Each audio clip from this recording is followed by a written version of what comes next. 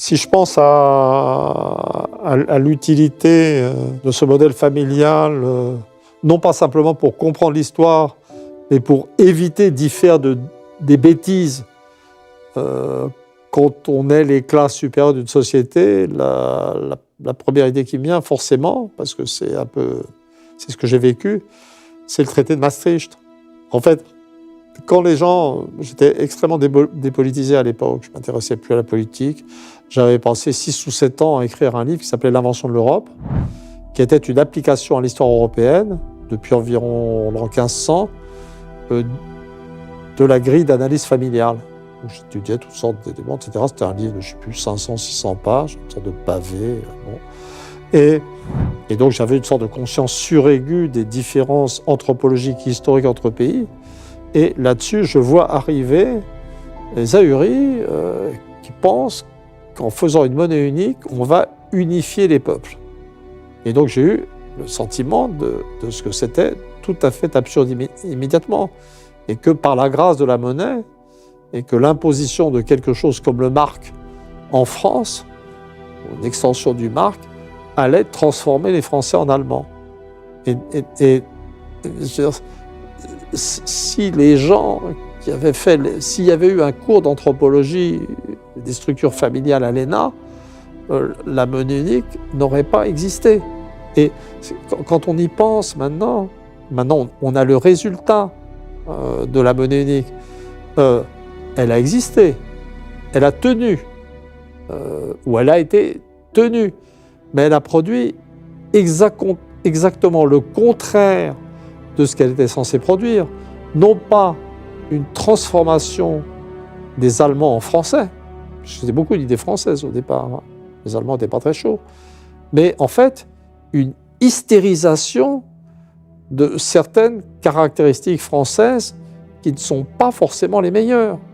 C'est-à-dire que ça n'a pas donné l'existence d'une monnaie unique, n'a absolument pas contraint les Français à devenir des Allemands disciplinés, mais simplement que la France, ayant été débarrassée du problème des crises monétaires quand elle faisait n'importe quoi et ne faisait plus attention à ses échanges extérieurs et qu'elle n'était plus menacée par la dévaluation, s'est mise à vivre sans tenir compte des paramètres économiques. Donc elle s'est mise effectivement à vivre à crédit.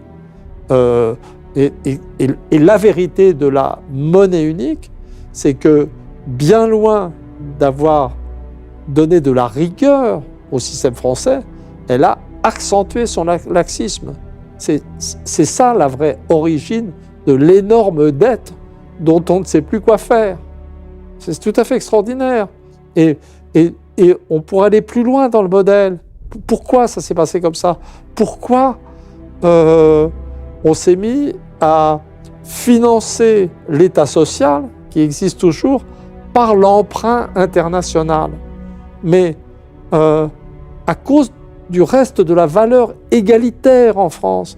C'est-à-dire que les gouvernants, les élites, les énarques, ils se sont dit on va mater les Français par la monnaie. Hein, on va leur apprendre ce que c'est que d'être sérieux.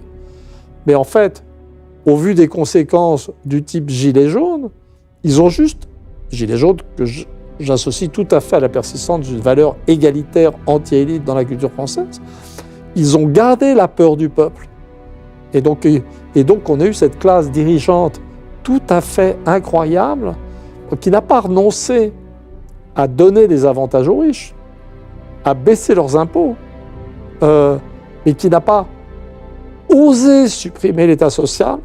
Et donc on se retrouve dans cette situation complètement ahurissante sur le plan historique d'un État social financé par l'emprunt. Voilà, mais jamais un anthropologue sérieux n'aurait eu l'idée de la monnaie unique.